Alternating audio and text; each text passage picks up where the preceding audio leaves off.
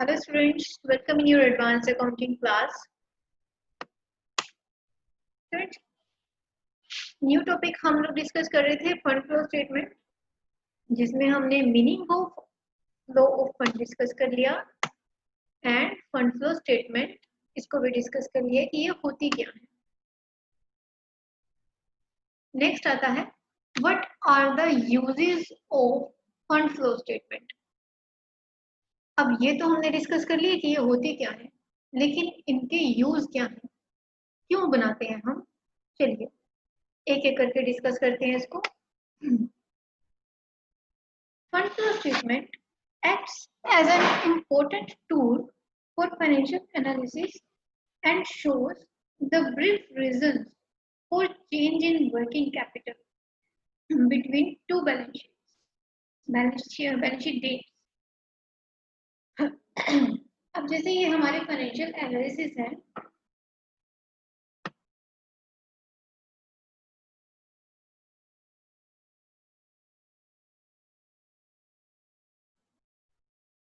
जब हम कंपनी के फाइनेंशियल एनालिसिस करते हैं तो उनमें जो हमारी वर्किंग कैपिटल चेंज होती है, यानी कि हम दो बैलेंस शीट्स को कंपैरिजन में लेकर चल रहे हैं और उनमें जो वर्किंग कैपिटल में वेरिएशंस या चेंजेस आते हैं उनके क्या क्या रीजन है, क्या वजह है, उसको जानने के लिए हम क्या बनाते हैं, फंड फ्लो स्टेटमेंट।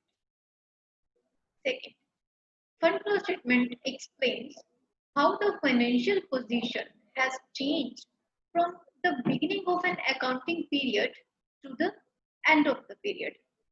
अब ये स्टेटमेंट क्या एक्सप्लेन करती है कि हमारी कंपनी की फाइनेंशियल पोजीशन कैसे चेंज हुई है स्टार्टिंग से लेके एंड तक। जो कंपनी का फाइनेंशियल अकाउंटिंग पीरियड है उसके शुरू से लेके एंड तक ये कैसे कैसे चेंज हुई है। नेक्स्ट है it acts as an important instrument for allocation of resources of a concern. ये एक बहुत ही इम्पोर्टेंट टूल की तरह काम करती है, किसके लिए, जो हमारी कंसर्न के वो वाले टूल्स, वो रिसोर्सेज जहाँ से फंड अवेलेबल होना है, तो उन रिसोर्सेज को जानने के लिए कि हमारे वो फंड्स कहाँ से जनरेट होंगे, तो उसके लिए बहुत इम्पोर्टेंट टूल है कहाँ पे लग रहे हैं। मीन्स वो फंड्स पहले रिसोर्सेज सिर्फ लग रहे हैं को नेक्स्ट पॉइंट में लेके आते हैं, रिसोर्सेज कहाँ से आने हैं, जनरेट होने हैं। Next is it can be used in planning and sound dividend policy. और ये आगे फ्यूचर में, एक बार आपने फंड फ्लो स्टेटमेंट बना ली तो आगे फ्यूचर में आप इस स्टेटमेंट को यूज कर सकते हैं फर्दर प्लानिंग के लिए और एक अच्छी डिविडेंड पॉलिसी के लिए। आपको पता रहता है ना कि आपके पास कितने फंड्स अवेलेबल हैं, ताकि आप उनकी पेमेंट अच्छे से कर पाए, शेयर होल्डर्स की, आप मैनेजमेंट को अच्छा दे पाए, आप सैलरीज पे कर पाए, तो आपको आपके फंड की पोजीशंस पता रहती है और आप फ्यूचर की प्लानिंग अकॉर्डिंगली कर सकते हैं।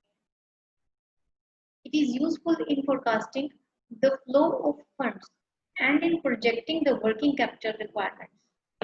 अब ये किसके लिए है, अब हमारे जो फंड्स के फ्लो है, फ्लो ऑफ फंड्स की फोरकास्टिंग करने के लिए यूजफुल है। और ऐसे ही ये किसके लिए, and in projecting working capital requirements, तो हमारी वर्किंग कैपिटल के रिक्वायरमेंट के लिए उनकी प्रोजेक्शन के लिए भी ये यूजफुल है कि आपकी करंट एसेट्स, करंट लायबिलिटी की पोजीशन, उसको कैसे बढ़ाना है, वो हमारी फंड फ्लो स्टेटमेंट बहुत अच्छे से आपको बता पाएगी। ये थे हमारे uses of fund flow statement. उसके बाद आते हैं limitations of fund flow statement. इन दोनों पॉइंट्स को हम एक ही लेक्चर में डिस्कस कर सकते हैं। आप फंड फ्लो स्टेटमेंट बना तो रहे हैं, लेकिन इसकी खामियां क्या हैं, कमियां क्या हैं, वो भी डिस्कस करते हैं। पहला, fund flow statement is not a basic financial statement, but it is a supplementary statement. It does not disclose any new fact which is not reflected in the income statement and balance sheet. अब ये कोई basic financial statement नहीं है कि mandatory हो बनाने के लिए। फाइनेंशियल स्टेटमेंट हमारी एक लास्ट में बनती है, trading period and balance sheet which is required, which is mandatory at the end of the accounting period, but it is a supplementary statement. ये एडिशनली आप बनाते हैं स्पेसिफिकली अपनी कंपनी की लिक्विड पोजीशन को जानने के लिए. It does not disclose any new fact which is not reflected in the income statement and the balance sheet. ये कोई भी ऐसा फैक्ट नहीं शो करते जो हमारे इनकम स्टेटमेंट और बैलेंस शीट से रिफ्लेक्ट करता हो.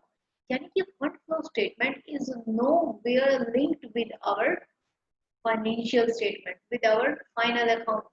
वो उससे बिल्कुल अलग है.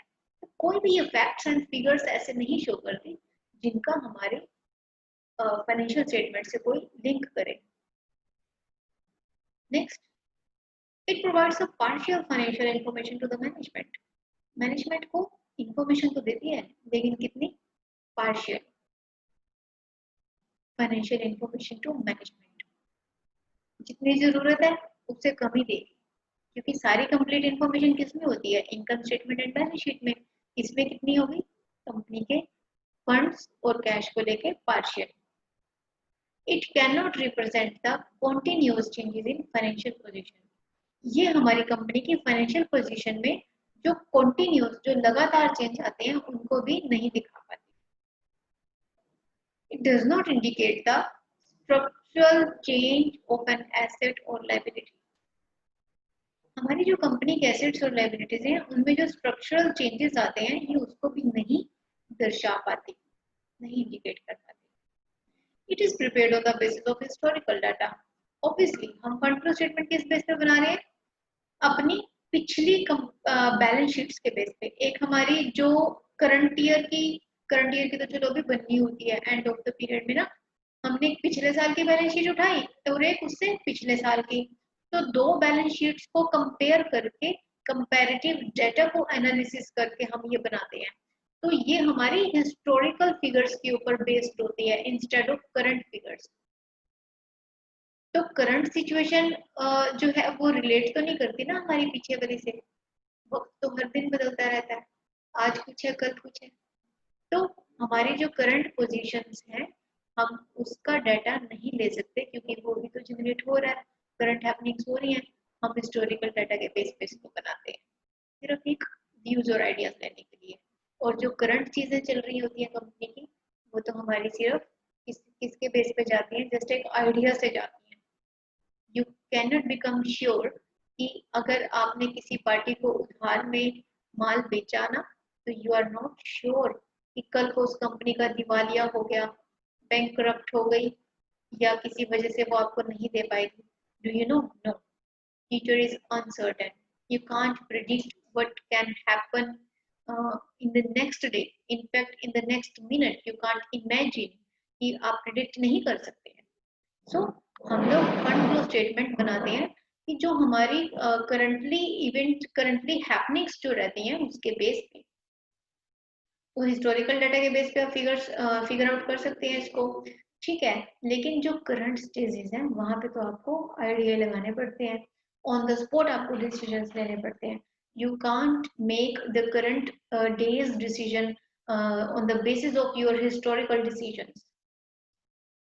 And the last point comes to for the limitation of fund flow statement is it exhibits the changes in fund position but does not indicate the changes in cash position, which is most important for every business. अब ये क्या करती है? ये हमारे सिर्फ fund की position में चेंजेस दिखाती है, ना कि कैश पोजीशन में. तो कैश पोजीशन में चेंजेस को दिखाने के लिए क्या हम फंड फ्लो स्टेटमेंट को यूज करते हैं? नो. उसके लिए हम कौन से स्टेटमेंट यूज करते हैं? Cash flow statement. तो फंड फ्लो स्टेटमेंट हमारी ऑल ओवर द फंड्स को, उनकी वेरिएशंस और चेंजेस को रिफ्लेक्ट करता है इंस्टेड ऑफ कैश चेंजेस. तो विच इज तो और हमें कंपनी के लिए चाहिए क्या हमें फंड की मूवमेंट्स की रिक्वायरमेंट है कि हमें वो रिपोर्ट दिखा दो फंड कहाँ कहाँ लगा है? नहीं. और अगर हमें कोई कंपनी ये बताए कि हमें कैश की मूवमेंट बता दो कहाँ कहाँ है, तो कैश ज्यादा जरूरी है या फंड? दोनों में डिफरेंस है. ये फंड फ्लो स्टेटमेंट को समझने के लिए आपको सबसे पहले ये पता होना चाहिए कि कंपनी की कैश पोजीशन और फंड पोजीशन दोनों में फर्क होता है. कई लोग क्या करते हैं, इसको एक ही मान के चलते हैं, फंड मतलब कैश. नो. आप इसको थोड़ा सा डीपली लेके चले, प्रिसाइजली लेके चले. Fund is completely different from your cash position. तो कंपनी के लिए इंपॉर्टेंट क्या है? Cash. Fund flow statement is not mandatory, and the changes or movement of funds, उसकी information presenting to the management and presenting to the employees and government is not necessary. सबको क्या चाहिए? Cash. Cash position का पता हो ना कि company बहुत अच्छा कमा रही है, बिल्कुल अंदर पैसा आ रहा है, सबको वहीं से कंसर्न है. उसको लोगों को नहीं लेना देना कि कंपनी का पैसा लग कहाँ पे रहा है, कहाँ से लोन दिया और कहाँ से हमें मिल रहा है. उनको कैश से कंसर्न है. So important fact is cash. अब किसी ने भी कोई बिजनेस खड़ा किया है, अब एनजीओ तो कोई भी नहीं बनाएगा ना, नॉन प्रॉफिट ऑर्गेनाइजेशन. तो सबके सब तो प्रॉफिट को अर्न करने के लिए कंपनी खड़ी करते हैं कि वो पैसा कमा पाए. अल्टीमेटली बात कहाँ पे खत्म हो रही है? सारी पैसा की. तो कंपनी की कैश पोजीशन जो है वही सबको जाननी होती है, फंड के बारे में नहीं जानना होता. तो ये थी हमारी लिमिटेशन फंड फ्लो स्टेटमेंट की. तो आज के टॉपिक में हमने दो चीजें डिस्कस की हैं, uses of fund flow statement and limitations of fund flow statement. इसी के साथ नेक्स्ट क्लास में मिलते हैं फंड फ्लो स्टेटमेंट के नए टॉपिक्स के साथ. अभी के लिए थैंक यू.